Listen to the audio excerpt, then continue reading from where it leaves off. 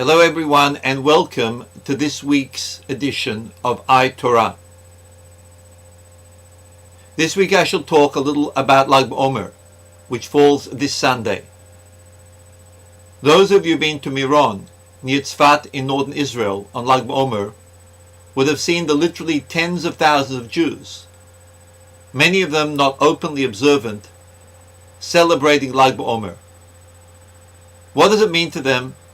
And more importantly, what should it mean to us? Lag BaOmer commemorates the yahrzeit of one of the greatest Talmudic sages, Rabbi Shimon Bar Yochai, known as Rashbi, a sage whose name appears throughout the Talmud.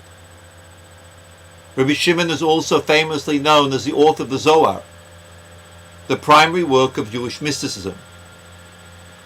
Just before his passing on Lag BaOmer, Rabbi Shimon was heard to say, "In one knot I am tied with him, I am united with him, I am aflame with him, I cleave to him." Rabbi Shimon, after a lifetime of divine service, achieved total communion with God on the day of his passing. He thus commanded his students to celebrate the day of his passing as if it were the day of a great wedding. Indeed, Lag BaOmer is referred to as the great wedding of Rabbi Shimon, Hilulo Rabbah the Rashbi. Rabbi Shimon was so great that his teacher Rabbi Akiva said of him, "Only I and your Creator recognize your true greatness." Rabbi Shimon was a person who studied Torah incessantly, day and night. So much so that it is said of him that his entire occupation was Torah. Torato umnato. Furthermore, Rabbi Shimon spent 12 years in the cave together with his son Rabbi Lazar, learning the very deepest secrets of the Torah. Judging by what we have said, we would be forgiven for thinking that Rabbi Shimon had little or no connection to mere mortals like me or you. This would be wrong.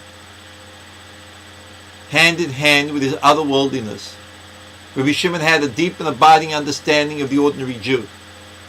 Although he himself didn't cease studying Torah, he felt it was enough for a simple Jew to merely say Shema each evening and morning in order to fulfill his obligation to God. Furthermore, he committed himself to argue with God in the defense of every single Jew, to free him or her from divine punishment, no matter how guilty that person was. Some 30 years ago, I was experiencing a really great difficulty and had no idea of how to extricate myself from it. It was about Lag BaOmer time, and I wrote to the Lubavitcher Rebbe for a blessing.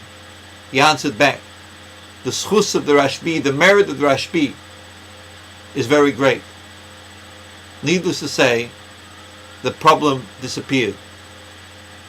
So you see that the power of Rabbi Shimon continues even after his passing.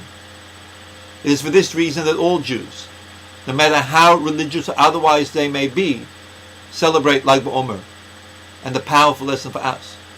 No matter how intellectually or spiritually great a person becomes, he must always be understanding of others, protecting them, and being there for them. That is a sign of true spiritual greatness.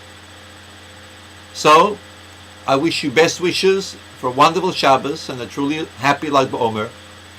And in case any of you have any difficulties, no matter what they are, may the merit of Rabbi Shimon be at your assistance.